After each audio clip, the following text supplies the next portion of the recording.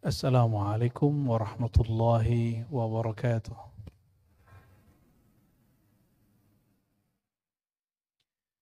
Alhamdulillahilladzi ja'ala Ramadan syahral ilmi wal ruhi.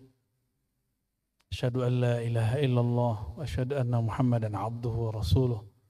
Allahumma salli wa sallim wa barik ala sayyidil thaqalain sayyidina Muhammad wa ala alihi wa ashabihi wa li baitihi wa dhurriyyatihi ajma'in. Amma ba'du, Allahumma akhrijna min zulumatil wahmi wal jahli ilal ma'rifati wal ilmi, amin rabbal alamin. Puji syukur kepada Allah. Saya lama sekali ingin ke Ambon Manise, tapi belum ada takdir yang tepat, langkah yang sesuai. Ternyata melalui jalur sahabat kita Pak Amra As-Serami dan juga difasilitasi oleh rektor kita Prof. Zainal Abidin, kami akhirnya kan diizinkan Allah melangkahkan kaki di tanah Ambon Manise. Semoga saya kebagian manisnya, ya. Amin.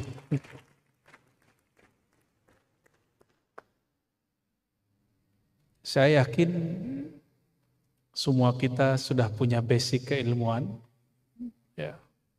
Maka majelis ini, kesempatan ini bukan menceramahi yang hadir, hanya sekedar mengulang-ulang apa yang perlu kita ulang.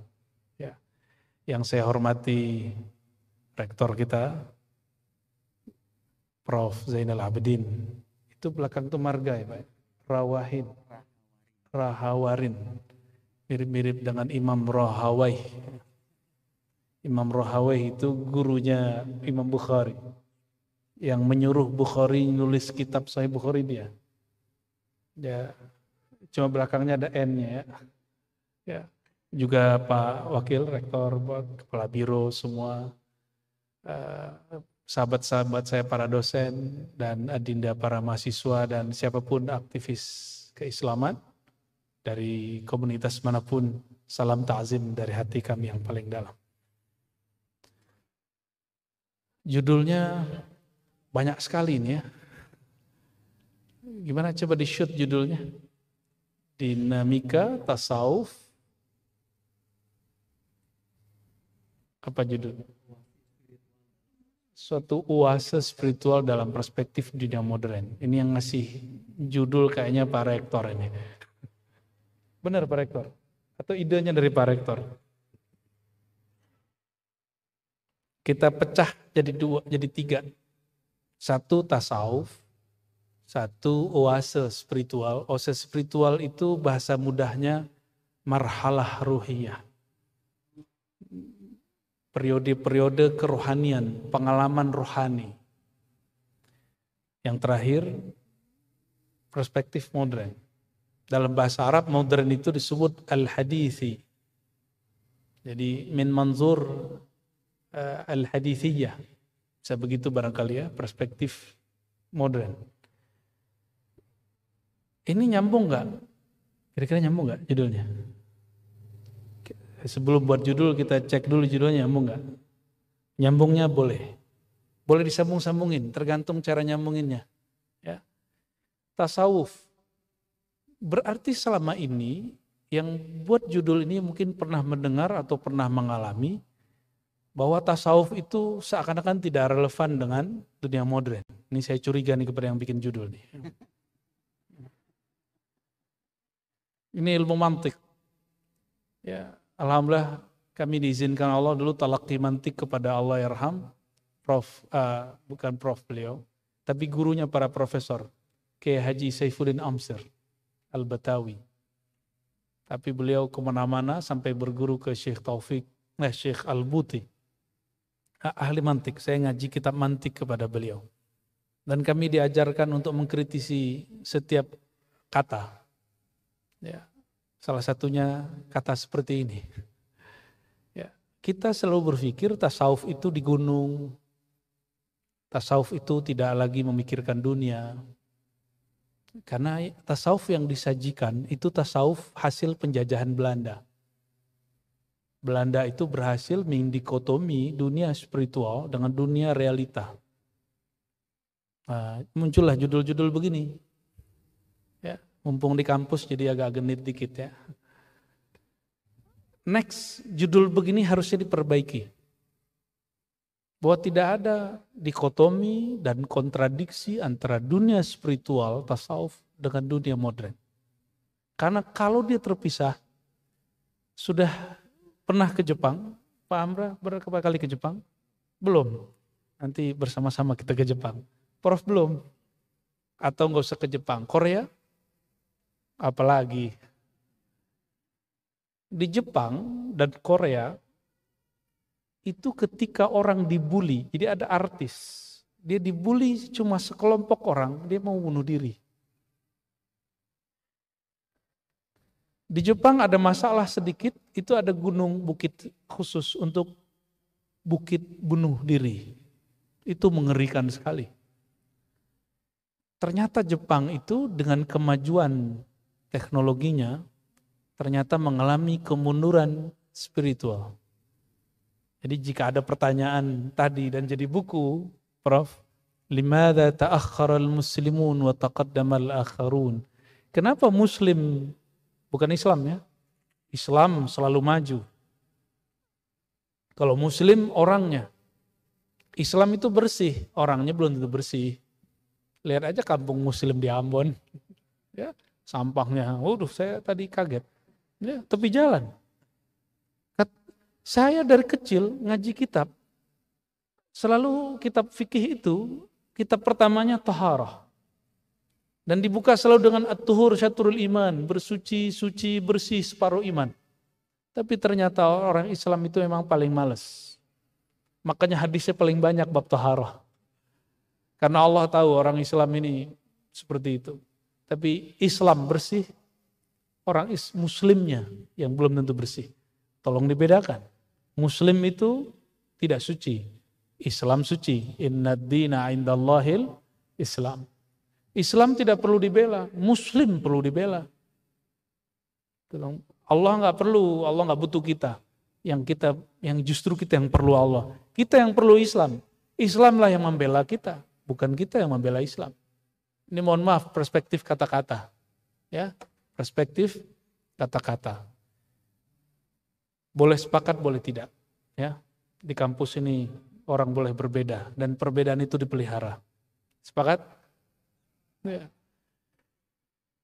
Jadi dalam pikiran kita, dunia spiritual terpisah dari dunia modern.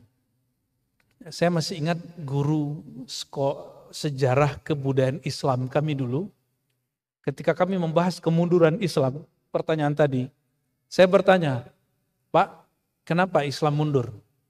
Dia langsung mengatakan, kamu buka halaman sekian, baca. Kami baca, kemunduran Islam ditulis dalam buku sekolah anak-anak kita dan itu sekolah negeri.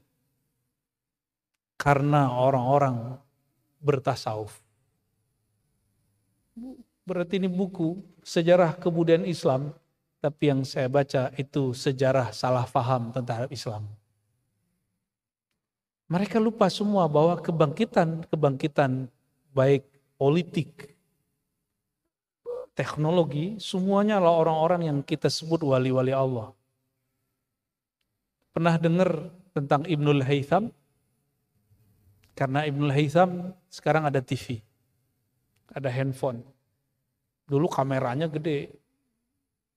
Ibnul Haytham mengerti teori bagaimana pencahayaan, jarak, fokus, lokus, dan semuanya. Maka dari Ibnul Haytham muncullah yang kita sebut loops, kamera, dan sekarang dipakai oleh orang-orang di luar sana. Tidak lagi domain barat, timur sudah menguasai, Jepang, Korsel, Cina. Ini sudah menguasai. Jadi kita tidak lagi mengatakan kemajuan barat, itu keliru besar. Jadi tolong lidahnya di-reset. Di-reset ulang. Bahwa kemajuan itu sekarang bukan lagi milik barat, tapi sudah milik timur. Cuma belum timur tenggara. Kita belum kebagian. Masih debat masalah Sayyidina dan gak Sayyidina. Masih debat masalah celana jingkrang gak jingkrang. Masih debat tahlil dan sholawatan. Masih debat di situ. Akhirnya spiritual kita tergerus. Gak ada kemajuan. Ibnul Haytham itu dulu dia serba bisa. Dia menjadi penasehat kayak PU, kayak ketua PU-nya Raja Mesir. Nil itu setiap musim hujan meluap. Maka dipanggillah Ibnul Haytham, kamu bisa urus irigasi. Kata dia, oh siap. Dia gambar semuanya. Di idenya udah tergambar. Air ngalir ke sini, masuk ke sini, irigasi ke sini. Berapa kubik air keluar, masuk, semuanya udah selesai. Tapi dalam prakteknya orang Mesir tidak siap untuk kemajuan itu. Akhirnya gagal proyek. Maka sang raja mengatakan, cari Ibnul Haytham, tangkap dia, bunuh dia. Ibnul Haytham apa yang dilakukan? Saking cerdasnya orang. Dia pura-pura gila. Lalu dia pakai baju comang-camping, pakai celana ala kadarnya. Lalu ngomong-ngomong sendiri. Ketika Algojo datang, bingung mau nangkap dia. Jenggotnya dipanjangkan. Orang Mesir itu kalau jenggot panjang bentuknya sama semua. Sama seperti orang Ambon Manise yang laki-laki kalau berjenggot. Seperti orang Arab. Arab ma'lum. Allahumma salli ala Muhammad. Tapi saya serius. Orang Ambon itu lebih berbulu dari orang Sumatera. Tapi itu bukan evolusi yang belum sempurna. Jangan salah paham. Karena saya tidak mengerti. Itu Ibnul Haytham meninggal rajanya, baru dia kembali pakai baju filosof, sufi. Pakai serban, pakai jubah sufi. Lalu dia ternyata di masa kegilaan itu malam-malam dinulis. Nulis, jadi dia sembunyi di satu kamar, dia lobongin kamar, macam-macam. Jadilah teori lensa. Dan memang harus ada orang-orang gila itu. Dan Indonesia kekurangan orang gila ini. Dan saya sebagai salah satu orang gila yang hari ini muncul. Anak muda ngomong tasawuf. Gila gak? Gila itu. Gila. Dulu bayangan yang ngomong tasawuf orang tua. Benar gak Prof? Dan kita lagi ikut memainkan kegilaan itu. Ya, dan yang nuduh saya gila kan sudah banyak. Nuduh sesat, udah lengkap. Ibnul Haytham awal berkarya sama, ya. Tapi saya tidak bangga dengan kegilaan ini. Ya. Saya cuma minta ampun kepada Allah jika karena saya orang menjadi menghujat. Itu sifat buruk. Ya. Dunia spiritual itu yang berjasa mendirikan negara Islam yang disebut Al-Ayyubiyah. Masih ingat Salahuddin Al-Ayyubi? Salahuddin Al-Ayyubi, akidahnya Asy'ari, belajar sifat 20, Allah wujud kidam baqa. Dia yang kemudian kumandangkan di semua masjid. Sebelum subuh bacakan Allah wujud kidam baqa, dinyanyikan dengan suara-suara yang indah di Mesir.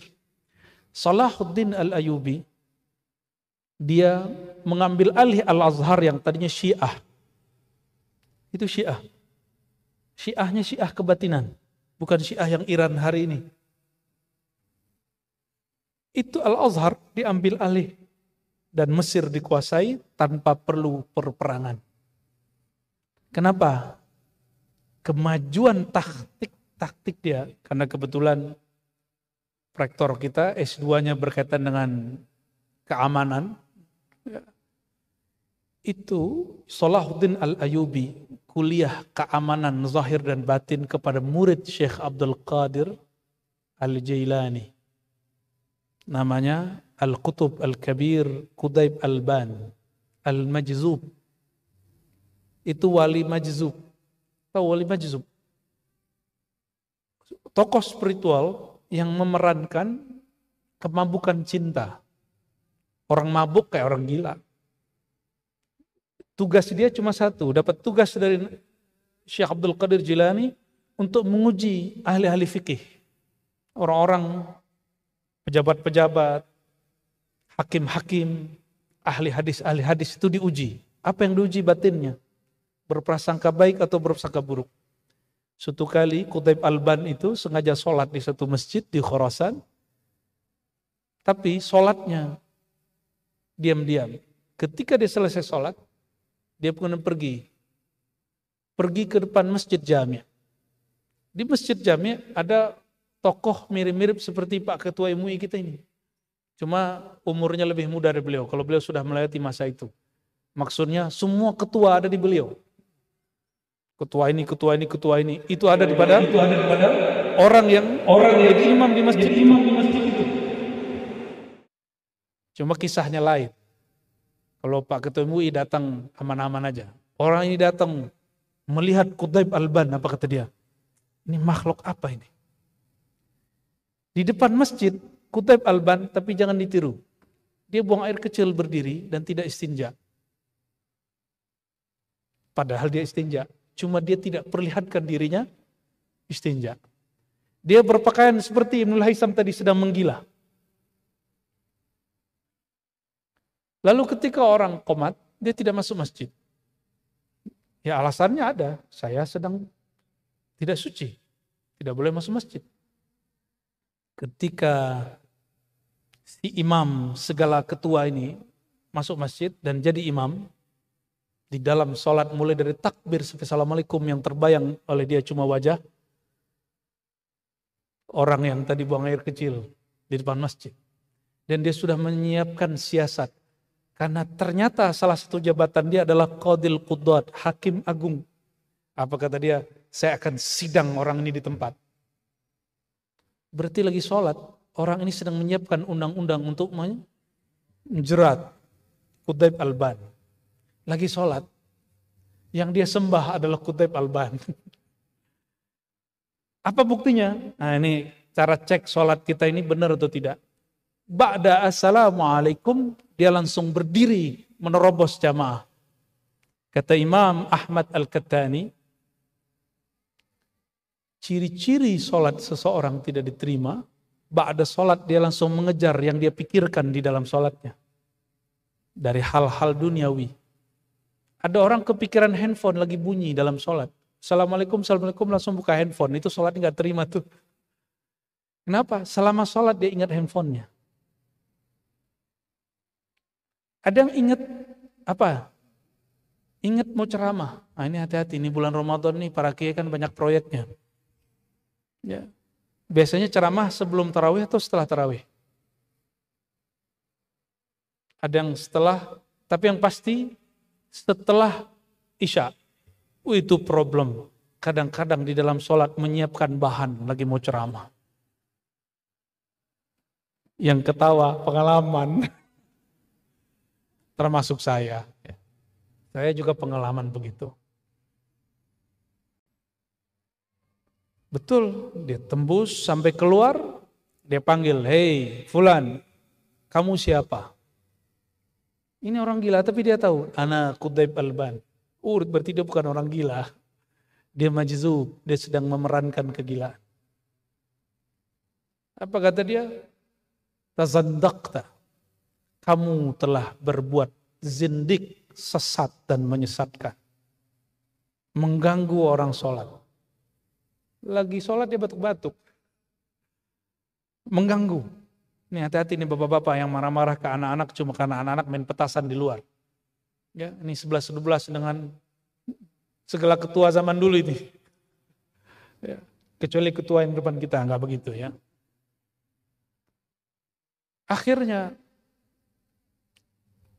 sang hakim agung ini bertanya, "Wahai Qutaib Alban, apa yang kau lakukan? Kenapa kau melakukan suatu hal-hal yang kefasikan?" Disebutkan semua kesalahannya yang tadi dia siapkan di dalam sholat. Apa jawaban Qutaib Alban? "Wahai Tuan Qadi, hal kullu ilmillah tadri." Barang kurang begitu. Hal alimta kulla ilmillah. Apakah engkau tahu semua ilmu Allah? Apa jawaban dia? Oh la La adri kulla ilmin lillah. Saya tidak tahu semua ilmu Allah. Masuk dia. Kata Qutaib Al-Ban, wahai Tuan Qadi, ilmu yang kau tidak tahu itu ada di dalam dadaku. Apa yang aku lakukan itu berdasarkan ilmu yang separuh yang kau tidak tahu itu. Barulah Tuan Qadinya diam. Kisah ini masyhur sampai ke Salahuddin Al-Ayyubi. Maka beliau jadi mentornya Salahuddin Al-Ayyubi. Sekelas Salahuddin, seorang wali, seorang panglima, seorang ahli fikih, ahli akidah, itu masih butuh seorang pembimbing rohani.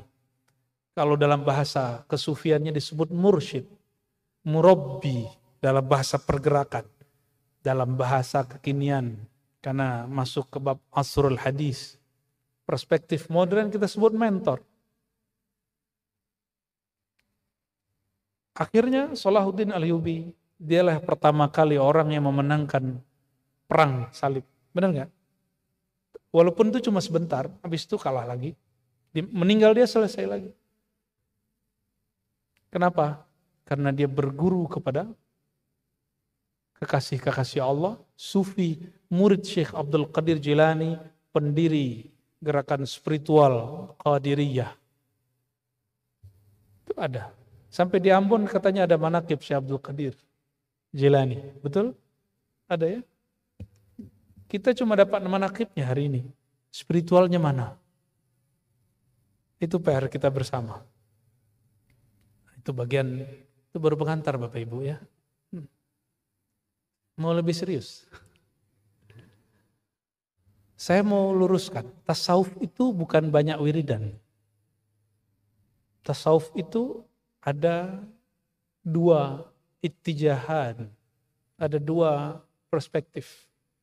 Ada tasawuf abidin, ada tasawuf arifin. Ada tasawuf ahli ibadah, itu orang awam. Ada tasawuf arifin, ahli ma'rifat, ahli knowledge. Kampus rata-rata main di bagian kedua. Makanya banyak kawan-kawan saya yang senior itu gandrung dengan kajian tasawuf yang kita bawa. Termasuk Pak Rektor kita ternyata. Ya. Karena yang kita buka tasawuf ma'rifat. Imam Ghazali menyebutnya irfan. Ternyata istilah ini dipakai juga oleh orang-orang Syiah. Jika istilah ini muncul, jangan katakan sufi diambil dari Syiah. Ini kebetulan istilahnya sama. Atau jangan-jangan Syiah ngambil dari Sunni. Apa bukti saya? Ini kenapa saya membuka tasawuf, Prof. Para doktor, para dosen, kenapa orang semuda saya berani membuka tasawuf? Itu alasannya sederhana. Satu, saya punya mursyid yang mengijazahkan saya. Yang kedua, ini yang paling penting. Jika bukan kita yang mengkaji Ibnu Arabi, jika bukan kita yang mengkaji Al-Hallaj, jika bukan kita yang mengkaji Ibnu Sab'in, bukan kita yang mengkaji Qadiri, Naqsyabandi, Syazili, maka kajian-kajian ma'rifat ini akan diambil oleh orang-orang Syiah. Dan sudah terbukti. Kitab Al-Futuhat Al-Makkiyah diserang banyak ulama, akhirnya tidak populer di kalangan Sunni. Siapa yang baca? Mula Sadra. Mula Sadra ini imam Syiah 12. Isna Asyariyah. Apalagi ada kitab monumental dia judulnya Fususul Hikam. Fususul Hikam ini di atas kitab Hikam Ibnu Athaillah. Sering dengar Hikam Ibnu Athaillah? Di atas itu ada namanya Fususul Hikam. Ditulis sebelum Ibnu Athaillah Sekandari. Karena Ibnu Athaillah wafat 709. Ibnu Athaillah. Ibn Arabi wafat tahun 639. Berapa tahun? Ya, lumayan. 39, 1, 639, 1719. Ibn Arabi, itulah yang menjadi spirit Ibnu Athaillah nulis kitab Hikam. Kenapa kita baca cuma buahnya? Fususnya kita nggak baca. Apa arti fusus? Cincin kalau nggak ada, ini apa namanya? Ibu-ibu ini paling sensitif. Kalau ada cincin, tapi manik-maniknya nggak ada, gimana? Malu nggak makainya? Malu.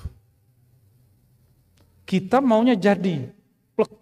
Padahal ada sesuatu yang spesial, yaitu fusus. Fusus itu mutiara-mutiara, manik-manik inti daripada hikmah itu sendiri. Kitab itu sekarang yang mengkaji siapa? Syiah. Saya tidak pernah benci Syiah, tapi saya katakan saya berbeda dengan Syiah. Ya. Dalam penemuan teologi saya bahwa kita berbeda dengan Syiah dan sulit dipertemukan dalam banyak hal, tapi kita saling menghargai aja. Kamu, kita. Bukan lakum dinukum waliyadin, bukan, itu kepada orang kafir. Syiah itu masih syahadat. Ada Syiah yang kafir, itu namanya Syiah Ghulat. Itu Syiah yang kita maksud sekarang juga mengkafirkan mereka. Saya ngomong begini pun dituduh Syiah. Kamu kok bela Syiah? Lah enggak, justru kita sedang berdebat dengan Syiah. Ya. Dan beberapa orang-orang Syiah sekarang sudah mulai muncul. Jadi dai-dai nasional, dan dia pinter menyembunyikan kesyiahannya. Tapi gak ada masalah, itu hak dia. Kita gak boleh paksa orang untuk berahlu sunnah seperti kita. Ya. Jadi kalau kita nggak kaji kitab-kitab seperti ini, siapa yang mengkaji? Syiah ambil. Mau. Nah, untuk orang-orang kampus, nggak ada lagi cerita. Nggak ada istilah misalnya, oh ini kitab tinggi, nggak ada. Kitab apa yang paling tinggi menurut orang-orang, itu harus dikaji, dibedah di kampus. Paham nggak paham nanti urus. Bedah aja dulu. Pasti nanti ada 1-2 orang yang mengerti. Itu pasti. Jadi tasawuf yang biasa kita dengar, tasawuf abidin atau tasawuf zahidin. Kalau kamu bertasawuf, kamu tinggalkan dunia. Kalau kamu bertasawuf, bertarekat, kamu tinggalkan istrimu. Kamu gak usah nikah, kamu gak usah kerja. Itu tasawuf abidin, zahidin. Kalau tasawuf zahidin nih, punya dunia takut. Dipuji, lari. Beda dengan tasawuf arifin. Tasawuf arifin, mereka pegang dunia, yang dia lihat bukan bendanya.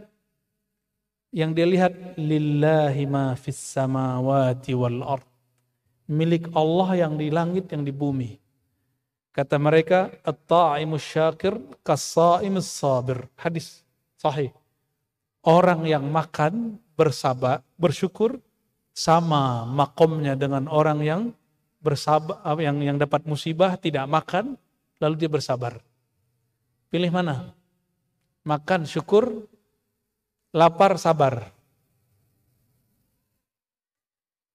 Hidup kaya, syukur, susah, sabar. Pilih mana? Jujur. Kaya, syukur, materi semua nih. Gak ada yang siap hidup susah ini.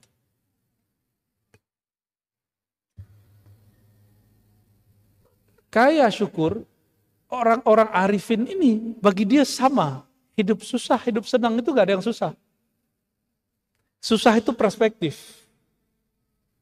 Susah itu bagi mereka jika engkau jauh dari Allah. Maka para arifin itu ketika mereka senang, mereka mulai jauh dari Allah, Allah akan menegur dia dengan susah. Maka mereka mengatakan dalam hikam. Apa sebutan dalam hikam? Musibah itu adalah a'yadul muridin. Hari rayanya para murid. Orang-orang yang berkehendak mendekatkan diri kepada Allah. Kalau bagi kita hari raya 2 kali setahun.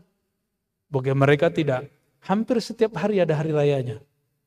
Maka mereka berpikir, kenapa hari ini tidak ada masalah? Mesti ada masalah setiap hari. Gimana Pak Rektor? Hari ini sudah ada masalah? Orang Ambon Manise biasa ngedemo Pak Rektor enggak? Ya, itu nikmati aja Pak Rektor. Anggota tim kita masalah, nikmati. Ini bukan sorga. Ini dunia. Dan dunia itu sifatnya al-masaib. Di dalamnya ada ujian-ujian. Jadi kalau orang nanya, di mana tempat yang gak ada ujian? Saya anterin. Ada kuburan gak ada ke sini?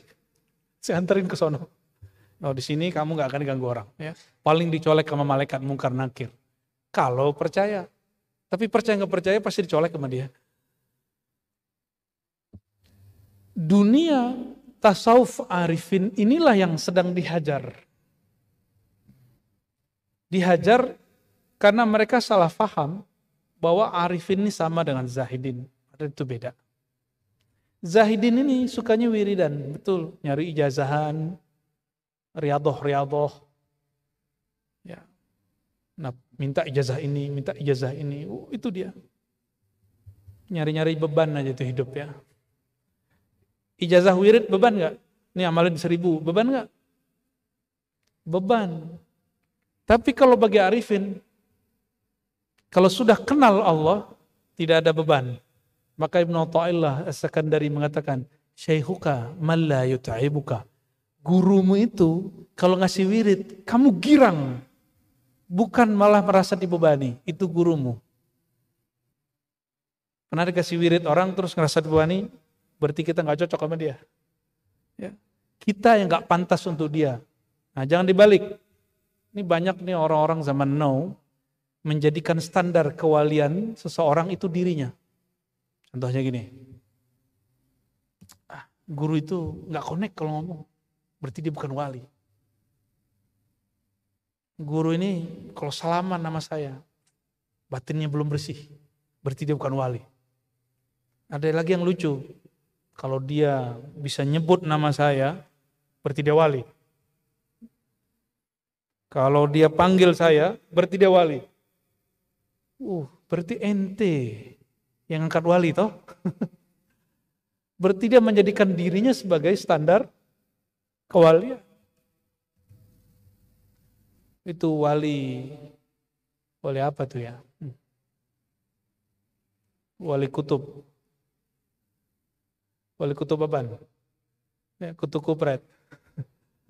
Gak ada wali begitu. Nah, dunia spiritual, spirit, kita bagi. Imam Ghazali dulu kasih 4 kosakata.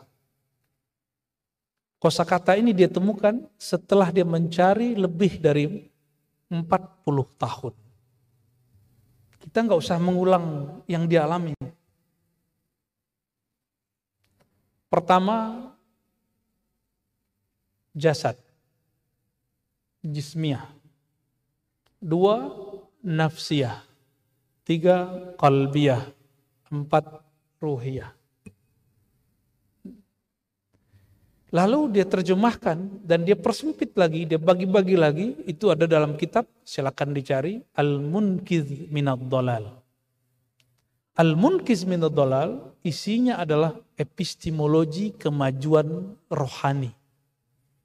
Jadi dia titipkan 1 jilid kitab yang menjadi mesin kitab Ihya. Ihya itu ngambil yang terakhir. Ternyata Ghazali nulis hampir semua bab. Pertama, bab teologi. Jadi dia seorang ahli kalam. Dia berdebat tentang isbatul wujud, sifatul wujud. Apakah Allah ada? Jika Allah ada, apa buktinya? Perdebatan ini hampir sama dengan filsafat. Bedanya, filsafat hanya sampai kepada isbat al-wujud. Menetapkan Allah itu wujud. Tapi tidak sampai kepada isbat nubuwat. Kenabian. Jadi filosof sama teolog beda tipis. Nah, kitab Imam Ghazali tentang teolog itu yang berjudul Al-Iqtisad. Ada yang bedah di sini. Harus ada nanti yang bedah di sini. Al-Iqtisad fil i'tiqad. Al-Iqtisad fil i'tiqad itu boleh diartikan moderasi dalam akidah. Cuma isinya murni perdebatan teologis. Jadi kental dengan akal. Semuanya dalil akli. Yang dia serang waktu itu Mu'tazilah. Jadi kalau ada orang masih mengangkat Mu'tazilah, itu sama dengan menaikkan, mendirikan benang yang sudah basah, terus kita lurus-lurusin. Gitu.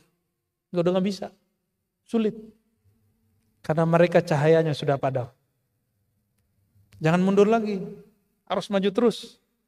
Jika Ahlus Sunnah yang sekarang belum bisa memajukan, mesti ada nextnya Ahlus Sunnah. Jangan mundur ke Mu'tazilah, mundur lagi kita nanti. Itu hasil bacaannya. Maka dia kemudian setelah menjadi seorang teolog, nulis Al-Iqtisad, nulis beberapa kitab-kitab falsafah, kemudian dia terjun ke dunia filsafah secara teoritis dan praktis. Ini coba perhatikan. Adakah yang seperti dia? Baca kitab filsafat setahun, khatam. Semua buku filsafat yang ada di zaman dia, mulai dari zaman Aflatun, Plato, Sokrates, Plato, Aristoteles, Al-Farabi, Ibnu Sina. Semua dia lahap. Loh kok dia bisa baca buku Plato, Aristo? Karena semua buku karya Yunani, filsafat Yunani, sudah diterjemahkan ke dalam bahasa Arab. Jadi kalau para doktor, para profesor, adik-adik mahasiswa, ingin mendalami filsafat Yunani, wajib belajar bahasa Arab. Karena sudah diarabkan. Maka saya kaget disebutkan Aristo percaya kepada Allah. Ternyata Allah itu bahasa Arab, mereka nyebutnya Tuhan. Tuhan dalam bahasa mereka. El atau apa gitu. Ghazali sudah selesai baca itu. Karena Ghazali selesai, banyak orang benci. Maka salah satu dosen saya di UIN, itu merubah judul kitab Ghazali menjadi judul yang menyakitkan. Ihya Ulumuddin diganti menjadi Imatatu Ulumuddin. Ihya Ulumuddin artinya apa? Menghidupkan ilmu-ilmu agama. Jadi Ghazali itu menentang dikotomi ilmu zahir dan batin. Maka disatukan fikih zahir, fikih batin. Apa beda fikih zahir dan batin? Kalau saya sholat, sah batalnya pakai ilmu apa? Ilmu fikih. Fikihnya pakai mazhab apa? Mazhab Syafi'i, Hanbali, Hanafi, Maliki. Di mazhab Syafi'i muncul namanya rukun 13. Ternyata beda imam, beda rukun. Ada rukun 18, ada rukun 20 sekian. Itu sholat yang zahir. Imam Ghazali, satu majelis dia dihadiri sekitar, kalau sekarang 300 dokter. Satu majelis dia, kalau sekarang. Jadi yang boleh masuk majelis dia cuma dokter. Jadi dosen, guru-gurunya, ulama, itu yang boleh masuk, sekitar 300.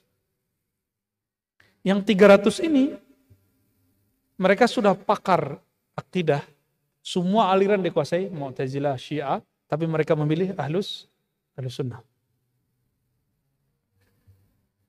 Lalu mereka juga pakar filsafat. Ghazali lebih cepat dari semua mereka. Mereka ada yang khatam filsafat 4 tahun, 5 tahun, 7 tahun. Ghazali khatam filsafat 1 tahun. Mengulangnya setahun, lalu menulisnya setahun. Berarti berapa tahun? Ini menjadi model pendidikan Ghazalian. Harusnya kalau mau bikin Ghazali modern, fokus belajar 1 tahun. Tapi Ghazali, kita nggak masukkan perannya yang kita sebut biasanya i'dadi. Apa terjemahan i'dadi? Persiapan. Kelas persiapan udah nggak masuk, dia sudah advance. Jadi kalau dimasukkan kelas persiapan berarti 4 tahun.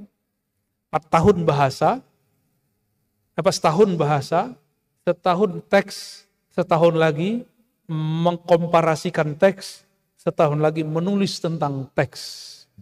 Tuh sistem pendidikan Ghazali. Maka sampai hari ini Al-Azhar masih 4 tahun. Cuma ruhiyah Ghazaliyahnya semula luntur di Al-Azhar.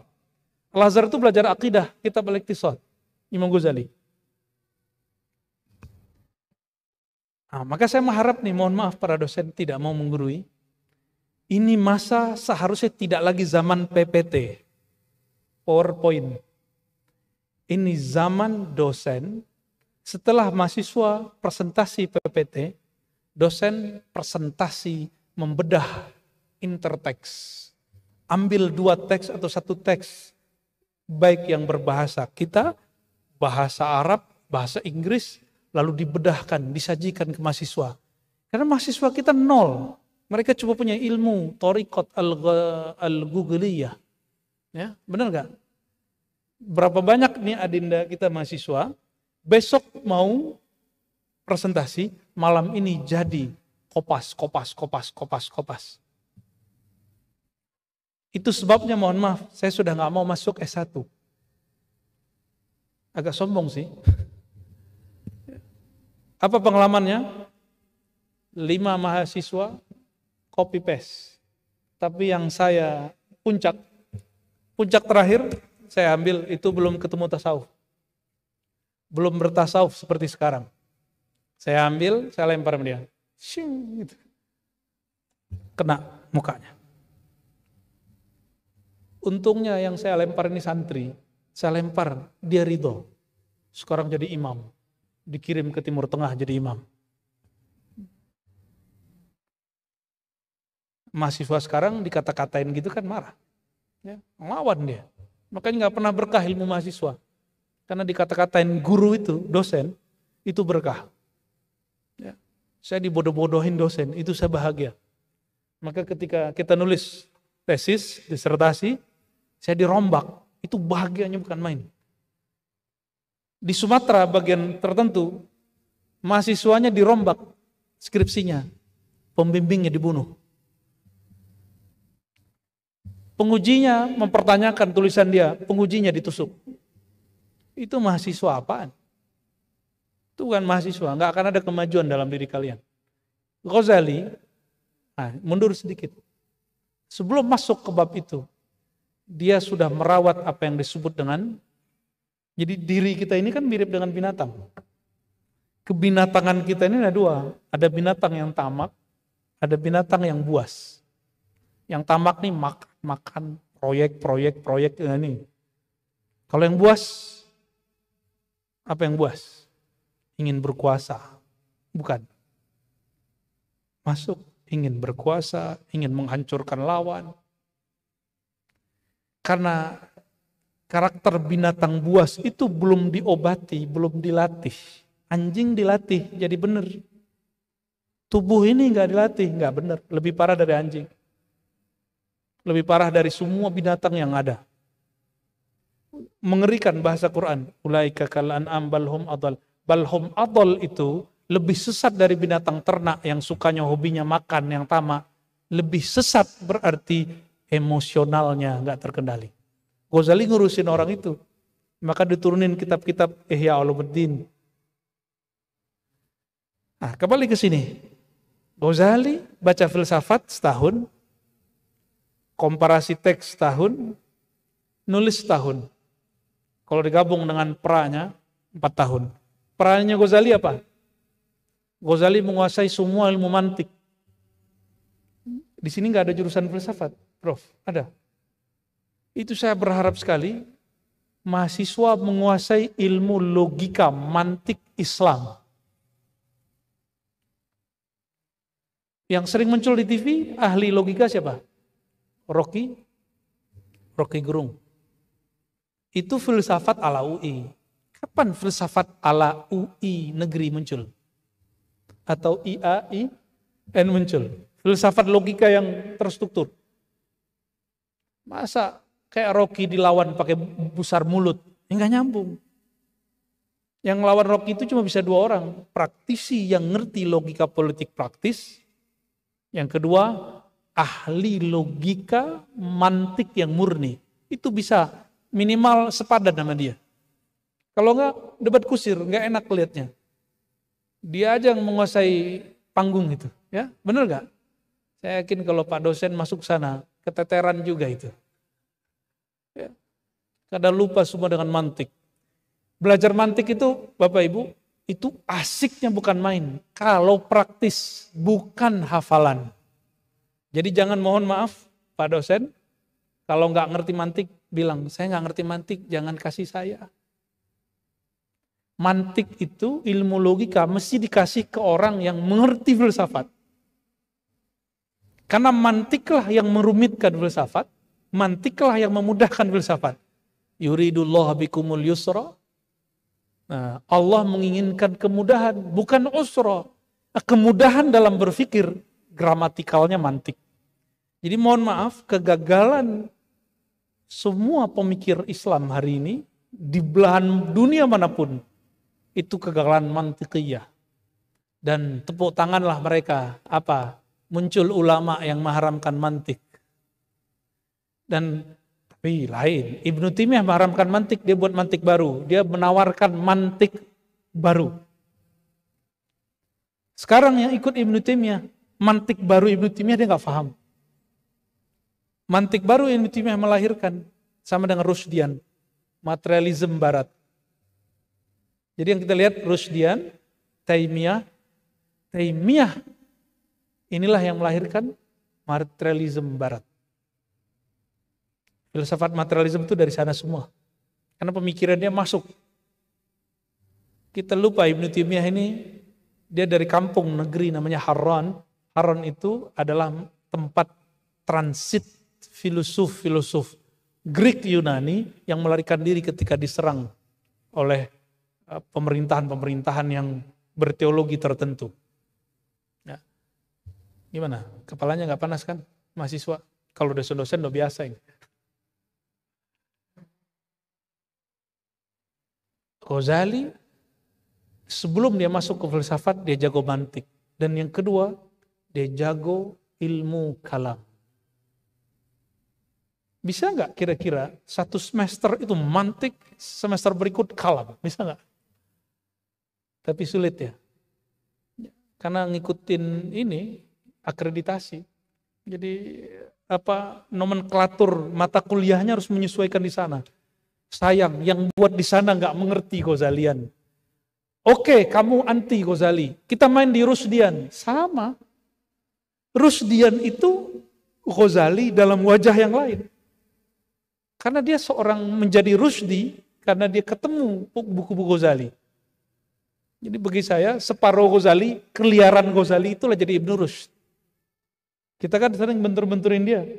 Bagi saya tidak. Ibnu Rushd itu sisi nakalnya Ghazali itu. Tapi nakal yang indah. Ya. Maka jadilah tahafut. Ghazali nulis tahafut falasifah. Dia nulis tahafut. Kalau dia tidak mendalami pikiran Ghazali, dia gak bisa menghajar Ghazali. Untungnya mereka tidak sezaman. Kalau sezaman, takutnya Ibnu Rushd kembali lagi jadi Ghazali yang ada. Ya, nanti jadi tahafut 3 kali dah. Saya ketemu teman-teman saya orang Syiah. Apa kata dia? Kami di Tehran, di Qom, dan tempat-tempat suci kami, mereka ngomong itu. Baru mengajarkan filsafat setelah mengajarkan 2 pokok ini. Mantik, ilmu kalam. Kita ahlu sunnah, ilmu kalam ahlu sunnah. Jadi kenapa ada anak UIN dulu, takbir anjing hu akbar, masih ingat gak? Tahun kapan itu? Wah, anak baru nih udah gak tahu. Di Bandung anjing hu akbar. Di Jogja juga ada dosen nginjak mushaf, gagal berfilsafat. Kegagalan itu karena mereka menyentuh wilayah filsafat, tapi mantik tidak kuat. Terus akidah tidak matang. Akhirnya kalau ada orang UIN, orang IAIN debat dengan lulusan Tehran, kalah. Lulusan Qom, kalah. Akhirnya kagum, wow keren. Kemajuan Islam sekarang ada di Syiah. Ente aja gak paham Sunni. Kalau paham Sunni kan gak begitu. Kita gak usah melebih-lebihkan kelompok. Kemajuan itu masalah sama kita belajar kungfu dan silat. Tidak ada silat dan kungfu yang hebat. Yang ada adalah pemainnya. Maka bagi saya bukan Sunni atau Syiah yang maju, yang masalahnya orangnya. Setelah Ghazali berfilsafat, dia bosan. Ternyata ada orang bosan berfilsafat. Habis itu dia terjun kepada falsafah batiniah. Ternyata itu imamnya adalah Ibnu Sina.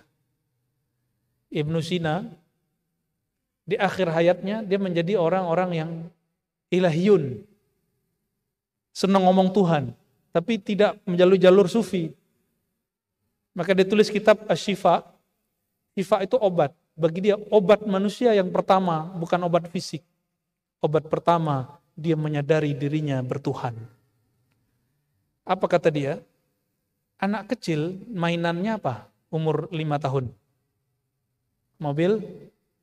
Mobil-mobilan. Kalau udah seumur Pak Hamra ini dikasih mobil-mobilan mau nggak? Mobil beneran, mainannya lain. Berarti mainan orang sudah beda. Anak kecil dikasih 5.000 bahagia. Coba Pak dosen dikasih duit 5.000 bahagia nggak? Ya, jatuhin, kalau mungkin dirobek kali. Apa maksud Ibnu Sina? Kebahagiaan seseorang itu tergantung knowledge yang ada dalam akalnya. Kalau dia bertambah knowledge-nya, bertambah nilai bahagia dia. Coba lihat politisi. Kita sebut nama ya. Politisi Golkar, politisi apa yang punya TV ya. Bukan Nasdem, yang satu lagi. Perindo. Siapa namanya? Mereka kurang apa? Gaji kita sebagai dosen, Prof, lewat. Tapi Prof kan dapat tunjangan lain. Tapi itu tunjangan Prof itu dia gitu. Ngeluarin ingus keluarnya itu. Keluarnya tunjangan Prof setahun. Khairul Tanjung, untungnya dia nggak berpolitik, tapi pernah jadi menteri sebentar. Ujung berpolitik. Apa yang mereka kurang? Kebahagiaan. Kebahagiaan rasio dia belum sampai. Saya udah punya duit, saya udah punya istri, udah punya perusahaan, udah punya TV, udah punya. Apalagi? Saya belum punya kekuasaan. Oh, mainan lagi. Itu mainan semua. Kalau dulu anak-anak kecil suka bilang, ini wilayah gua. Jadi preman dikit, jadi ketua geng. Lu datang sini lapor dulu sama gua, ketua geng. Itu mainan. Ketika dia udah jadi besar, mainannya lain. Mainannya kekuasaan. Tapi ada orang di belakang itu, dia gak mau terjun. Dia mainnya jadi tukang main catur. Gak mau jadi bidak catur. Ada yang plus, dia pemain, dia bidak caturnya. Tergantung. Kata Ibnu Sina, tergantung kebahagiaannya. Ini sebelum pindah ke bagian akhir. Anak kita kalau lagi main game, main PS, atau lagi main, apa namanya yang baru-baru itu, plok gitu. Lato-lato. Itu anak kita bisa bertahan lama gak? Kalau dia lagi main, dia lupa gak makan? Dia lupa makan, bahkan nonton pun gak menarik. Apalagi di depan sana ada komunitas lato-lato, datang semua ke sana. Ada komunitas game, baik game tradisional atau game modern, PS. Kalau sudah main di situ bisa 2 jam, 3 jam. Bisa mainnya di kali, pulang-pulang dilecut sama bapaknya, ya kan? Dipukul bapaknya. Itu keindahan mainan itu. Itu mainnya bukan di fisik lagi. Dimensinya sudah dimensi non-fisik. Dan dimensinya dimensi rasio. Jadi anak-anak kita, kalau ada orang kemudian mengatakan nge-game itu melatih kecerdasan, itu benar. Itu benar. Saya nggak menolak. Cuma hanya kecerdasan imajinatif. Yang oleh Ibnu Sina dikatakan itu kecerdasan menengah. Belum sampai puncak. Mobil-mobil sekarang itu kan dari mainan. Pesawat itu dari mainan. Yang bikin Pak Hamra bolak-balik nggak perlu berenang dari Jakarta ke Ambon. Ya. Pak Rektor tadi mau berenang ke Jakarta? Enggak kan? Itu mainan orang. Ada orang main-main terbang-terbang, imajinasi sudah masuk. Disebut oleh Ibnu Sina khoyali. Khoyalinya seorang pemikir dengan khoyalinya anak-anak beda hasilnya. Kalau profesor punya ide, jadi tulisan. Kalau mahasiswa jadi ide, paling cuma bahan ngobrol di sudut kafe. Beda nggak? Beda. Maka khoyali ini nggak main-main. Anta haqiqatuka ma fi khayalika. Begitu kata beberapa orang. Hakikat kamu itu adalah apa yang ada dalam imajinasimu. Imajinasi ini ada yang palsu, ada yang imitasi, ada yang hakiki. Palsu, imitasi, hakiki. Plato mengatakan imajinasi orang-orang suci itu sampai kepada imajinasi hakiki. Inilah yang dikatakan oleh para sufi. Berdasarkan hadis Nabi, ada satu hadis kata Imam Malik, saya punya guru, para sufi, para wali itu 70 orang lebih. Idza aqsama 'ala Allah la abarrahullah. Jika dia bersumpah, sumpah itu kan pakai khayali. Khayali hakiki menumbuhkan yakin. Karena yakin mereka kalau berdoa pasti jadi. Gunung aja hancur. Nah, jangan heran dulu, ada namanya Syekh Qadirun Yahya di Sumatera.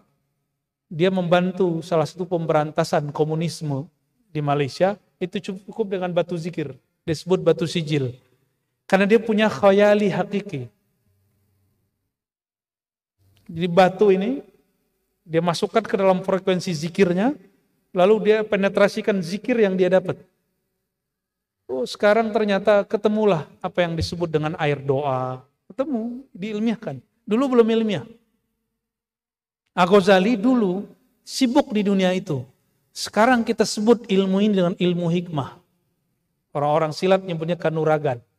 Jadi kalau ada ambil nafas, terus orang mental, itu beneran ada. Itu bukan jin.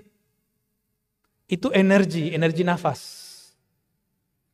Tulis, raja, tempel di mana? Ada efeknya. Bisa bikin bapak-bapak mau kawin lagi tuh. Ya. Kelihatan mau orang cakep aja, padahal ubanan udah banyak. Namanya rajah mahabbah. Rajah untuk pengasihan. Ghazali menemukan rahasia-rahasia itu. Apa logikanya, rasionalisasinya? Contohnya begini. Adenda ini para mahasiswa, mahasiswi, kalau ada orang ngirim tulisan, kalau zaman kita dulu pakai surat, kamu cantik deh. Gira nggak? Seneng. Kalau yang ngirim surat kita kenal. Coba digombalin sama orang nggak dikenal. Mau nggak? Kita kenal tapi nggak suka digombalin dia, dikirimin salam dia, mau nggak? Kita nggak mau. Ya. Pak Hamra pernah nggak dikirimin salam sama orang nggak disuka? Lupa, kayaknya ngirim salam dulu terus tolak. Kita dikirimin salam sama orang yang kita suka. Itu cuma kekuatan kata-kata. Dan dunia itu indah sampai berhari-hari. Huruf itu, kata Ibn Arabi, dia ada alamnya, disebut alamul huruf. Coba tulisan itu. Disebut kata tasawuf, di pikiran kita ada suatu imajinasi nggak? Ada. Jadi huruf ini melahirkan imajinasi. Adakah kata-kata tanpa huruf? Ada nggak? Jadi kalau kita buat kalimat tercipta dari apa? Kata-kata dari huruf. Coba bayangkan ada kalimat tanpa huruf, ada nggak? Disinilah berdebat Mu'tazilah dengan Ahlus Sunnah. Kata Mu'tazilah, Allah kalau berkalam berhuruf dan suara. Kata Ahlus Sunnah, enggak berhuruf bersuara. Nah, nanti bisa selesainya sama Imam Asy'ari. Selesai sama Imam Asy'ari nanti. Coba di Quran yang bisa bahasa Arab, sebanyak itu ayat, ternyata disisipkan ada 1 ayat, 2 ayat, 3 ayat yang tidak bisa dipahami langsung. Alif, Lam, Mim. Kalau kita pakai ilmu tajwid kan bacanya Al-Mim. Benar gak? Alif, Lam, Mim. Bacanya apa? Al-Mim. Tapi gak boleh dibaca begitu. Dibacanya mesti Alif, Lam Mim. Allah lagi ingin kasih tahu bahwa yang kamu baca itu baru pecahan dari huruf. Puncak pengetahuan ada di huruf. Nah, ilmu huruf ini bisa dimanfaatkan untuk alam-alam astral yang berkaitan dengan alam-alam zahir. Jadi jangan heran sampai 1 abad yang lalu raja-raja kesultanan di negeri ini itu istananya, temboknya penuh dengan raja-raja. Dan itu tidak syirik, dia ilmiah semua. Yang mengatakan syirik berarti tidak mengerti keilmiahan ilmu huruf. Jadi jimat itu ilmiah. Cuma saya nggak nyaranin buat jimat ya. Nggak usah lah. Orang berjimat itu bahasa Arabnya kan tamimah. Tamimah itu pelengkap. Orang pegang jimat berarti dia tidak meyakini dirinya sudah dilengkapi Allah. Jadi kita nggak perlu jimat. Cukup Allah yang menyempurnakan kita. Wallahu mutimmu nuri. Ya. Bagian akhir. Jadi Ghazali sebelum beliau menemukan tasawuf, dia berjibaku dengan filsuf, dia perang perdukunan. Jadi salah satu efek samping dari ilmu huruf ini, ilmu perdukunan. Dia perang perdukunan dengan orang. Ibu-ibu yang sulit melahirkan, itu Ghazali bilang, cari di mungkin sebenarnya, tulis rajah ini, maka ibu yang susah melahirkan akan gampang melahirkan. Angkanya 15 tapi dalam bentuk huruf. Apa kaitannya 15 dengan itu? Imam Ghazali sudah jelaskan rahasianya. Silakan dilihat. Tidak mungkin selevel Ghazali terjebak kepada syirik. Ya. Dan dia sudah menjadi orang sakti. Jadi Ghazali ini, mohon maaf kalau bahasa sekarang, ahli raja. Dari mana aja ada orang datang dibuatin raja. Sakti semua. Panglima sakti, tentara sakti. Tapi dia nggak puas. Terakhir dia sampai kepada puncak. Ditegur oleh seorang imam namanya Abu Ali Al-Farmadi. Apa kata dia? Engkau baru bergantung kepada huruf. Belum bergantung kepada yang punya huruf. Maka dalam kitab Al-Maqsad Al-Asna, di ujung kitab, kecil kitabnya, dia membuka rahasianya bahwa saya diajarkan ilmu rahasia nama yang menguasai huruf-huruf ini, yang mengilhami para filosof dan ahli kalam, yang berdialog ruhnya dengan para sufi dan wali-wali Allah. Ilmu ma'rifatul asma'il husna. Ilmu mengenal al-asma' al-husna. Belajarlah dia dari Abu Ali Al-Farmadi, berzikir dengan memejam mata, lidah dikunci, tidak ada lafaz yang keluar dari lidah, tapi muncul dari dalam kolbu. Itu diabadikan dalam Ihya juga, dua kali disebut nama beliau, Abu Ali Al-Farmadi. Inilah yang membuat Ghazali menjadi Ghazali yang dikenal di seluruh dunia. Karena dia mampu menggabungkan 4 epistemologi ilmu, dan itu tidak bertentangan. Apa kata dia? Jika engkau hendak memajukan akalmu, kuatkan kalam dan falsafahmu. Jangan pakai tasawuf. Jadi kalau masuk ke teknologi, jangan dengan tasawuf. Dalamnya kalam dan falsafah. Kalau engkau ingin kuat dalam kerohanianmu, jangan dalami filsafat, dalami tasawuf. Bukan tasawuf yang teoritis, tapi gabungan. Saya menyebutnya tasawuf ilmi, amali, nazari. Ilmiah bisa juga diamalkan dan bisa difalsafahkan, nazariyah. Kita menyebutnya 3 itu, ilmi, amali, nazari. Itulah Ghazali, makanya kemudian setelah dia kebangkitan Islam masih ada, tidak seperti yang dituduhkan orang. Masih ada Fakhruddin Ar-Razi, masih ada Ibn Rushd, masih ada fulan. Terakhir baru hancur ketika khilafah runtuh.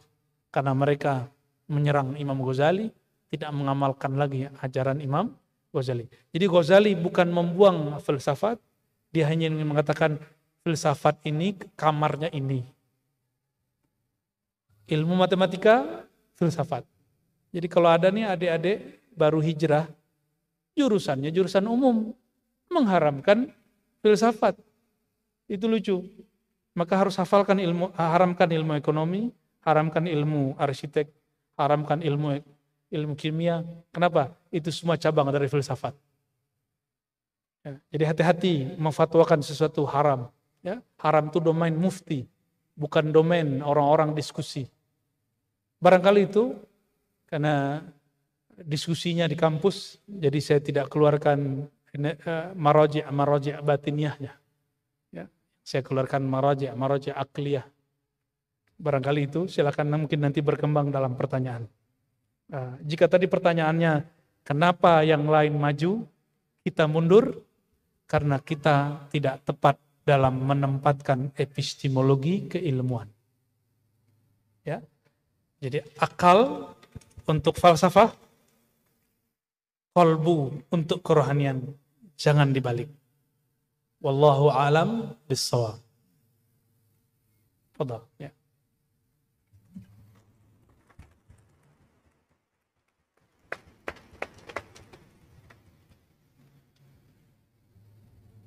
Terima kasih kami sampaikan, kami ucapkan pada sama-sama yang kita muliakan, Buya Ar-Razi, yang telah memberikan pencerahan tausiah yang kelasnya ini bukan kelas biasa-biasa, tapi kelas mahasiswa ke atas. Ini mohon maaf. Jadi ada ibu-ibu yang belum menyesuaikan, insya Allah nanti akan disesuaikan nanti malam itu di Al-Fatah. Itu kelasnya itu sudah sampai kepada tingkat yang paling kita pahami, bukan tingkat bahwa kita paling ngerti, ya. Tapi yang tadi itu sudah sedikit pembahasan ke akademik ilmiah, sehingga apa yang disampaikan oleh beliau tadi, ya, dengan hanya sekedar membaca tema tanpa ada pemberitahuan lebih dulu pada beliau, tapi luar biasa apa yang dibedah oleh beliau pada kesempatan hari ini. Mudah-mudahan menjadi berkah bagi kita semua. Dan ini tampaknya karena ini ruang-ruang ilmiah juga yang hadir pada kesempatan hari ini, banyakkan para dosen, kemudian mahasiswa pasca sarjana dan juga mahasiswa ma'had kita punya, sedangkan mahasiswa umum itu pada pulang semua. Mungkin satu atau dua bukan pertanyaan, tapi ada unek-unek yang mungkin di hati Bapak Ibu sekalian, para dosen dan mahasiswa yang mau disampaikan untuk kita memperoleh berkah dari beliau. Disilakan, mungkin ada mic-nya. Kalau ada yang mau menyampaikan, ya, kita beri kesempatan kepada 2 orang saja. 2 orang, ya, ini satu dari adik kita, mahasiswa.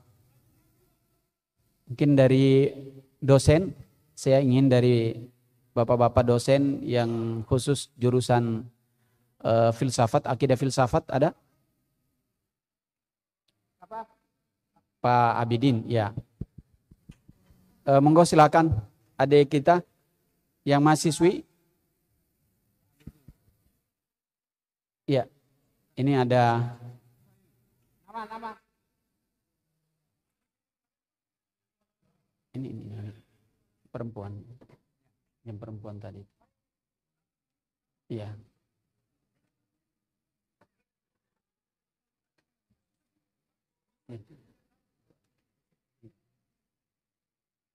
Kita beri kesempatan pada adik yang perempuan tadi itu. Mohon izin. Sebentar. Iya. Lebih cepat. Iya, kita punya waktu agak terbatas, mau menjelang asar. Nah, coba disebutkan nama, mahasiswa dari fakultas apa, jurusan apa. Setelah itu nanti kita kasih kesempatan buat perwakilan dari dosen, Pak Dr. Abidin Wakano. Ya. Disilakan. Ya, Assalamualaikum warahmatullahi wabarakatuh. Nama saya Lia Zahra. Pertama, saya bukan mahasiswa di Jaya Ambon. Saya siswi kelas 12 di Manambon.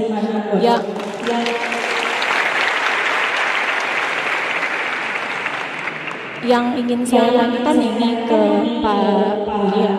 Pak Buya Arazi. Kan tadi Bapak bilang kalau tasawuf itu kan tidak ada kontradiksinya dengan dunia modern. Lalu melihat kasus dari Ibnu Ailani yang beliau menciptakan karena ada beliau kita bisa punya televisi dan telepon. Lalu tadi Bapak juga bilang kalau beliau itu kan melakukan tasawuf yang dimana tasawuf itu kan meninggalkan dunia.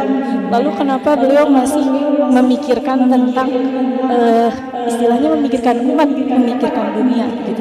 Jadi di sini saya belum terlalu mengerti perspektif dari tasawuf itu sendiri apa. Sekian.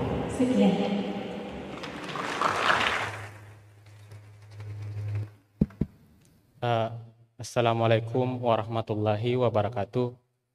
Perkenalkan, nama saya Madi Fataruba dari jurusan Akidah dan Filsafat Islam. Ini mungkin mata kuliah saya di jurusan Akidah dan Filsafat Islam. Berbicara tentang filsafat dan tasawuf itu adalah sesuatu yang berkaitan. Saya mempelajarinya dari Mula Sadra. Ketika ada Plato yang hadir dengan alam idenya, bahwa ilmu itu hadir dengan secara langsung di alam ide, kemudian Aristoteles dengan rasional ilmiahnya. Pertentangan ini berlanjut sampai hadirnya Ibnu Sina dengan paripatetik, sampai dengan Suhrawardi dengan iluminasi. Suhrawardi menyatukan semuanya. Nah, dalam perjalanan Mula Sadra dalam pemikirannya itu melalui 4 perjalanan. Di situ ada pembimbingan sampai kepada Nabi Muhammad. Yang menjadi persoalan dari Buya, berbicara tentang ilmu tasawuf ini adalah ilmu yang subjektif. Kita bisa mengobjektifikasi. Yang menjadi persoalan karena ada ayat Al-Quran, wa ma kafara Sulaimana walakinna sayatina yu'allimuna an-nasa sihra.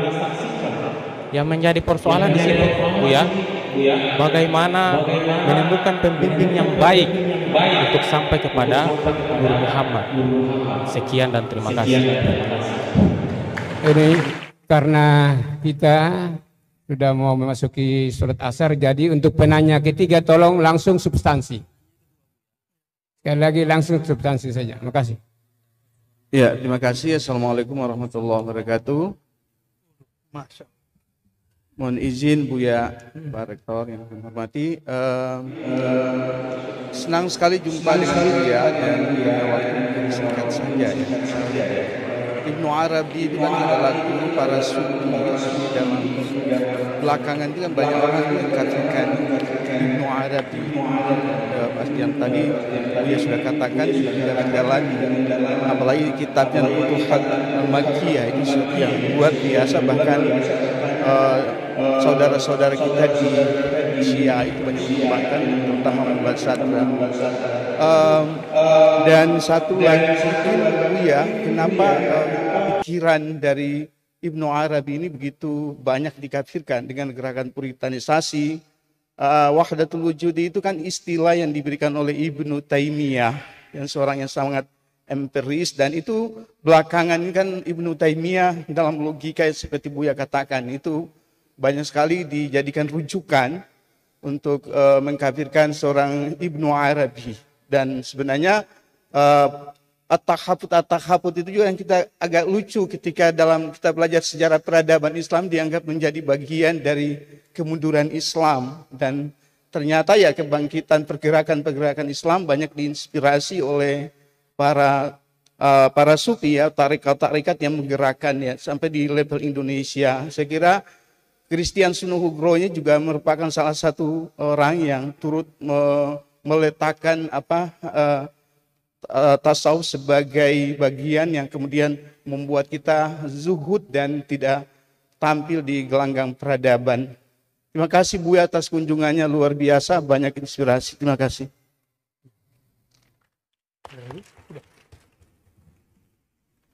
Baik, ini luar biasa, langsung diambil alih oleh rektor kita ya. Bahkan naik turun beliau mau dengerin pertanyaannya dengan jelas. Tapi suara saya jelas? Jelas.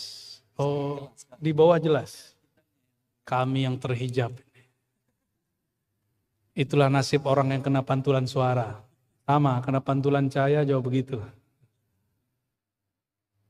Yang pertama, masih siswa. Wah, luar biasa. Nanti langsung masuk di UIN. Semoga udah jadi UIN nanti. Atau Yayan. Mengenai kenapa Ghazali masih memikirkan yang lama. Itulah keberhasilan seorang Ghazali. Yang disalahfahami oleh banyak orang, kalau bertasawuf itu nggak mikirin dunia. Pikir itu untuk dunia. Pikir itu untuk dunia. Maka disebut yatafakkaruna fi khalqillah. Tafakkur itu dunia. Tapi kalau tadabbur, ruhi, zauq. Ghazali kasih kata kunci yang disebut zauq. Tapi ingat, zauq itu bukan Tuhan, zauq itu rasa. Benar tadi ada adinda kita yang mahasiswa akhirnya filsafat bahwa tasawuf subjektif, tapi subjektif ada dua. Ada subjektif kecil, ada subjektif besar. Yang dibangun Ghazali subjektif besar. Makanya Ghazali itu lebih Aristo dari Farabi dan Ibnu Sina. Apa kata dia? Farabi Ibnu Sina ini muqallid Aristo. Saya tidak mau taklid kepada Aristo seperti taklidnya Ibnu Sina dan Al-Farabi. Taklid itu ngikut tanpa kemudian menimbang. Ghazali baca Aristo, maka dia keluarkan satu buku Mi'yarul Ilm, timbangan ilmu. Itu ilmu mantik Aristoteles yang sudah dia syahadatkan. Jadi itu sudah mu'alaf tuh mantiknya. Dia turunkan jadi kitab. Jadi masuk ke fikih jadi apa? Yang paling menarik masuk ke kitab usul fikih. Metodologi hukum Islam. Itu kitab menjadi kitab utama, premier dalam metodologi hukum Islam. Yang belajar fakultas syariah, Pak harus berterima kasih sama Ghazali. Enggak hanya orang filsafat. Enggak hanya teolog, enggak hanya sufi.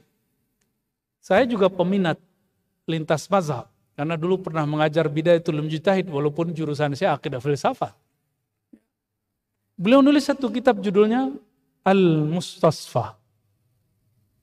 Ada juga Al-Wajiz. Al-Wajiz fikihnya. Al-Mustasfa usul fikihnya. Ghazali kalau mau buat mazhab, dia buat mazhab sendiri. Tapi dia nggak buat mazhab. Dia tidak mau mengulang apa yang sudah ada. Yang ada kita kembangin. Jangan berhenti. Menurut dia, Farabi Ibnu Sina berhenti. Itu hemat Ghazali. Makanya Ghazali pun dikritik. Ya. Jadi kenapa dia masih mikirkan? Karena Ghazali berhasil memisahkan dengan baik, tapi tidak mentalak tiga. Jadi cuma memberi kamar. Satu rumah, tapi beda kamar. Jangan salah kamar. Jadi kalau akal, fikir, itu dunia. Nah ini untuk kemajuan. Maksud Ghazali begitu. Kalau qalbu, zauq, zauq bertuhan. Zauq ini ada dua. Nah tadi yang pertanyaan apa? Bukan pertanyaan ya, ulasan Pak dosen. Siapa tadi yang bertanya terakhir? Ya Pak Abidin. Kalau ini Zainal Abidinnya. Jadi Ghazali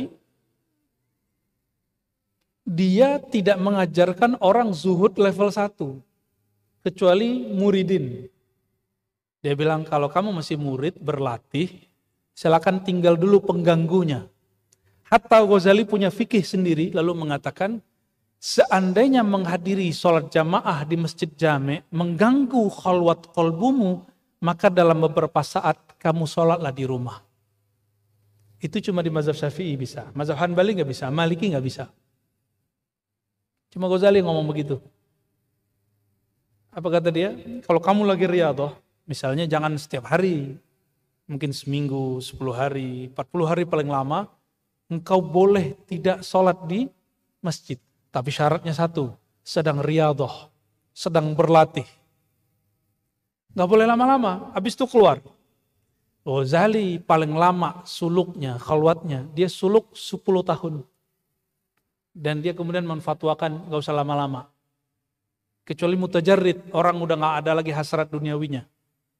Ghazali 10 tahun, itu nginep di salah satu masjid di Syam. Setiap jam sholat dia turun, ba'da sholat. Imam besar di masjid itu membuka kajian kitab. Tahu gak kitab apa yang dikaji? Al-Mustasfa Imam Ghazali.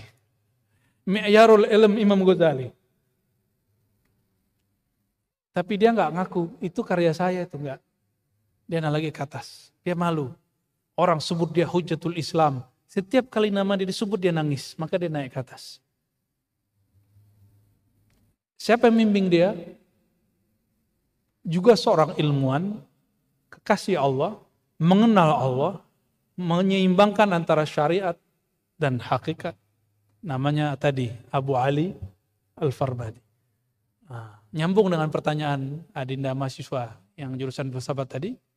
Lalu bagaimana cara mencari orang yang bisa menghantarkan kita kepada puncak idenya Plato, puncak hikmah muta'aliyahnya Mula Sadra, atau puncak irfannya Ibn Arabi. Kembalikan aja ke mereka. Ibn Arabi sebelum dia ke Mekah, gurunya 100. Dan dia tulis dalam kitab Ma'arijul Quds. 100 gurunya. Ghazali sebelum dia menjadi rektor filsafat di Nizamiyah, dia berguru lama kepada gurunya Abul Ma'ali Al-Juwaini. Lama dia berguru. Siapa yang lama berguru? Kita kan nggak sabar berguru. Karena kita nggak sabar, jadi nggak ada satu ilmu pun yang mateng. Ini tahadus bin ni'mah sebagai tanda syukur kepada Allah. Saya 2004 mengkaji kitab Kalam Ghazali dan Filsafat Ghazali. 2004 aja. Hanya 2004. Semester pertama nggak paham. Cuma ngerti terjemahannya tapi tidak mengerti maknanya. Semester kedua mulai ngerti meaningnya. Semester ketiga langsung bisa komparasi. Maka ketika ada salah satu dosen saya sudah meninggal sekarang, di semester 6, membedah kitab Risalah Ma Ba'da Tabi'ah karya Al-Farabi, itu saya kritisi habis-habisan. Sehingga dia nggak mau lagi buka kajian kitab filsafat kalau Ar-Razi ada di depan dia.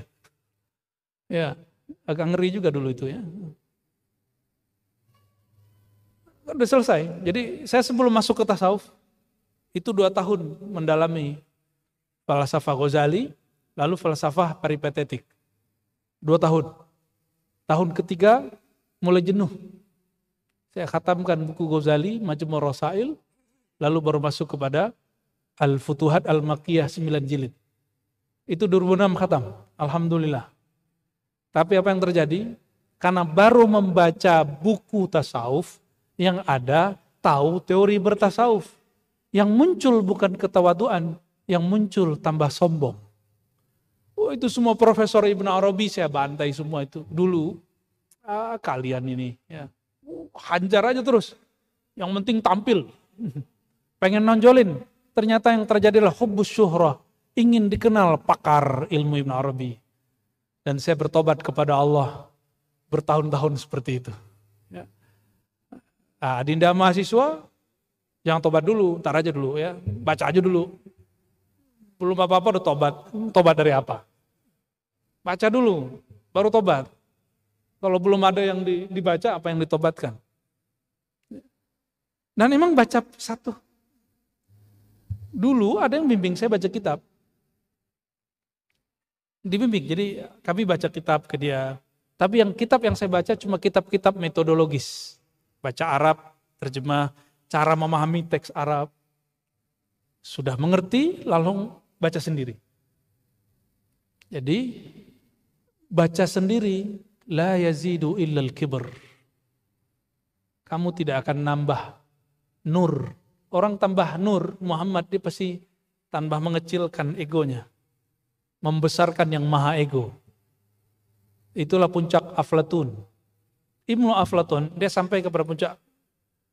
Nah ini kalau teman-teman baca, tadi saya udah ngobrol dengan beliau-beliau ini, sebagian. Plato, bagi sufi bernama Abdul Kalim Arjili, masih hidup sampai hari ini. Mungkin nggak? Mungkin nggak? Dia hidup 500 tahun sebelum Masehi, lebih kurang ya. Mungkin nggak? Bingung kan? Nah, akidah Ahlus Sunnahnya nggak beres itu. Kan dalam sifat 20 ada namanya kudrat, iradat. Saya kasih pertanyaan, sanggupkah Allah memanjangkan umur Plato lebih dari 2000 tahun? Sanggup nggak? Sanggup. Terus kalau sekarang ada mungkin nggak? Jawabannya mungkin. Lalu Al-Jili ini disebut Abdul Qadir Jilani kecil. Dia ini dapat rahasia. Ternyata Al-Jili sama dengan orang-orang di zamannya. Mereka pemburu yang disebut, yang ada di Avatar, kalau di Avatar pohon kehidupan. Tapi dalam ilmu metafisika sufi disebut dengan air kehidupan. Kalau pohon kehidupan itu terjemahannya apa? Life tree gitu ya. Kalian mungkin life water. Air kehidupan. Yang hadisnya ada semua dan hadisnya sahih. Bahwa ada air kehidupan. Tapi diperdebatkan apakah Sayyidina Al-Khidir meminumnya atau tidak. Kalau versi riwayat yang saya dapat, beliau betul meminumnya. Bersamaan saat itu muridnya bernama Aflatun. Plato ikut minum. Makanya Plato sampai sekarang masih hidup. Menurut siapa? Al-Jili. Itu ketemu di kitab yang cuma 2 jilid. 2 jilid aja gak baca, gimana yang 9 jilid. Ihya Ulumuddin 4 jilid. Itu tebel, kalau dicetak gede 10 jilid. Jadi kita gak mau ngatafin yang kecil-kecil, gimana yang besar. Ngelihat yang besar, oh kapan selesainya? Ya mulai aja. Mulai. Ya, mulai dengan kecil-kecil. Jadi bagaimana cara mencari mursyid? Kalau mau cari profesor, nyarinya di mana? Di pasar, di surau, atau di kampus? Oke. Kalau mau cari pedagang, carinya di kampus, di kantor, atau di pasar? Kalau mau cari murabbi ruhani, mursyid wali, carinya di mana? Di kampus? Belum tentu. Di pasar? Belum tentu. Di kantor? Belum tentu. Mungkin mereka ada di mana-mana. Kenapa? Inilah rumitnya mursyid. Tapi dia ada di sekitar kita. Apa kata Imam Nutailah? Subhana man satara sirral khususiyah fi zawahiril basyariyah. Sungguh hebat Allah Ta'ala yang menyembunyikan kekhususan ma'rifatnya di dalam diri orang yang mempunyai sisi-sisi kemanusiaan biasa.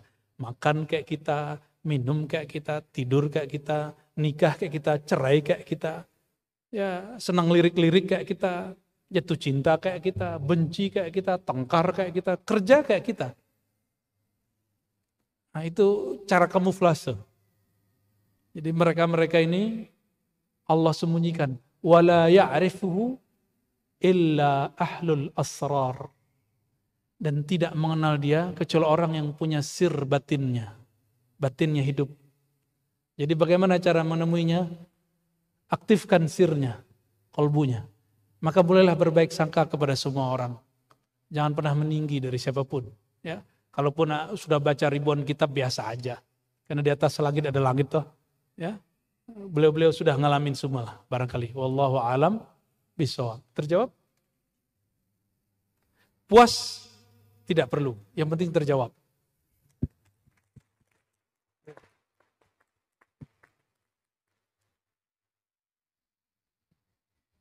Baik, terima kasih Bapak Ibu sekalian, hadirin wal hadirat yang berbahagia.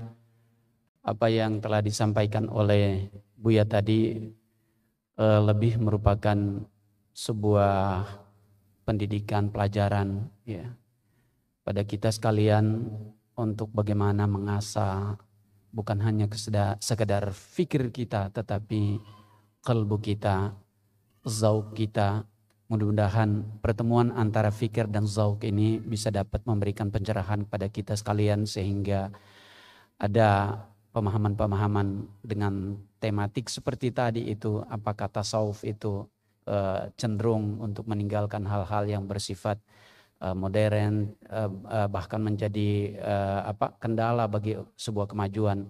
Tidak, tetapi semuanya kembali pada kita, bergantung pada kita bagaimana kita mengolah rasa kita, fikir kita itu untuk demi mendapat sesuatu yang menjadi kebaikan bersama. Saya kira apa yang disampaikan oleh beliau tadi baru sedikit. Kita ini masih ingin untuk, masih haus kehadiran beliau. Insya Allah dengan takdir Allah dan izin Allah kita akan mendatangkan lagi beliau untuk memberikan kuliah khusus di kampus kita ini dalam waktu dan kesempatan yang lain. Mudah-mudahan kehadiran beliau di Ambon ini membawa rahmat, berkah, kesejukan kepada kita sekalian dan khususnya masyarakat yang ada di Provinsi Maluku ini. Sebab seseorang yang seperti beliau ini hadir, itu nilainya sangat luar biasa. Ya, nilai bukan hanya sekedar nilai fikirnya, tapi nilai spiritualnya sangat luar biasa yang memberikan dampak kepada sebuah kehidupan. Harapan kita ke arah itu. Mudah-mudahan dengan kehadiran beliau datang di Ambon ini, insya Allah pada waktu-waktu yang lain akan kita undang lagi beliau datang di Ambon, di tempat ini untuk memberikan lebih banyak lagi bekal kehidupan kita baik di dunia maupun di akhirat. Akhirul kalam.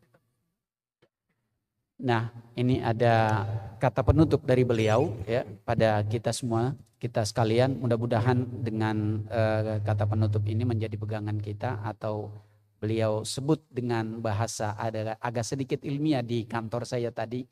Mungkin ceramah ini sampai kepada akhirnya itu adalah keywordnya, kata kuncinya. Nah, kita dengarkan kata kunci dari beliau sebelum beliau yang menutup sendiri pertemuan kita pada kesempatan ini.